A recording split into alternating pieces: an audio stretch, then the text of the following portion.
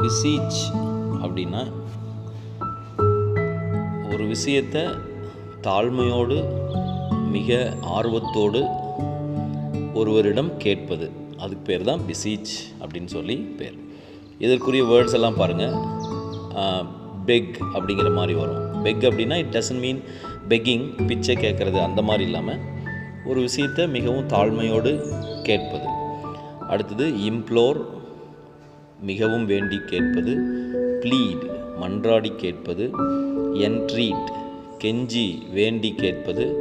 Appeal, வேண்டுகோள் விடுப்பது. Urge, வற்புறுத்தி கேட்பது. ரிக்வெஸ்ட், கேட்டுக்கொள்வது.